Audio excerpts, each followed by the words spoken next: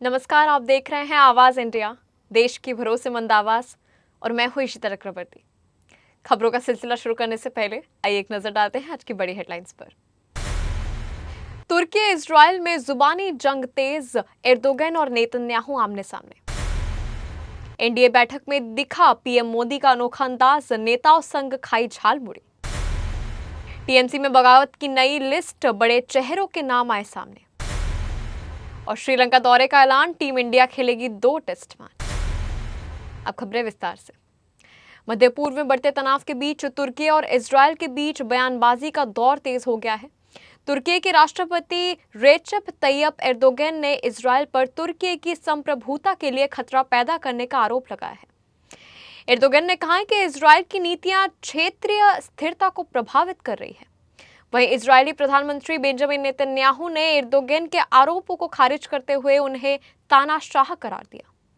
दोनों नेताओं के तीखे बयानों के क्षेत्र में कूटनीतिक तनाव को और बढ़ा दिया है। अंतर्राष्ट्रीय समुदाय की नजर अब इस बात पर है कि ये जुबानी जंग आगे किस दिशा में जाती है। दिल्ली के भारत मंडपम में आयोजित एनडीए की अहम बैठक के दौरान प्रधानमंत्री नरेंद्र मोदी का एक अलग और सहज अंदाज देखने को मिला। बैठक शुरू होने से पहले पीएम मोदी सहयोगी दलों के नेताओं के साथ बंगाल के मशहूर स्नैक झाल मुड़ी का स्वाद लेते नजर आए। इस दौरान उन्होंने नेताओं के साथ अनौपचारिक बातचीत भी की और हल्के फुल्के माहौल में समय बिताया। बैठक की कई तस्वीरें सोशल मीडिया पर तेजी से वायरल हो रही है, जिनमें पीएम मोदी नेताओं के साथ घुलते मिलते दिखाई दे रहे हैं।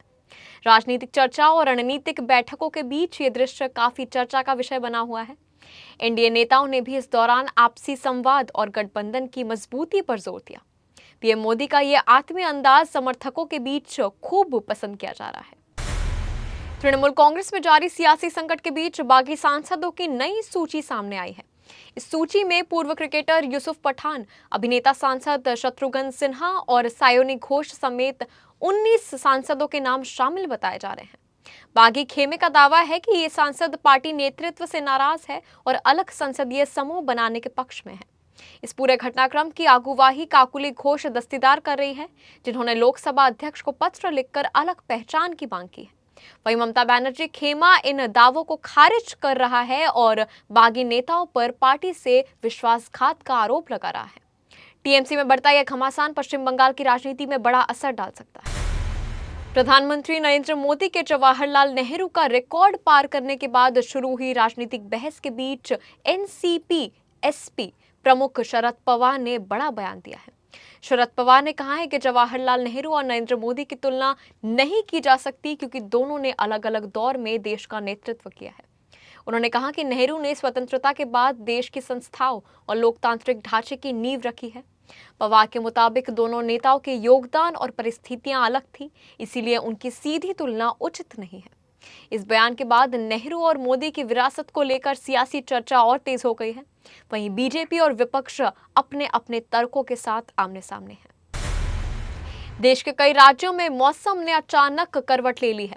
मौसम विभाग ने दिल्ली, उत्तर प्रदेश, बिहार, राजस्थान समेत कई राज्यों में 10 और 11 जून को बारिश, आंधी और गरज चमक का अलर्ट जारी कर दिया है।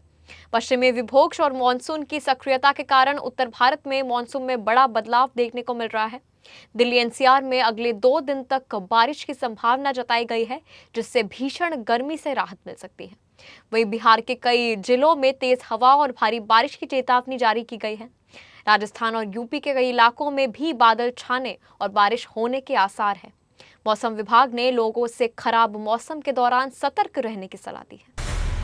भारतीय क्रिकेट टीम के श्रीलंका दौरे का कार्यक्रम घोषित कर दिया गया है।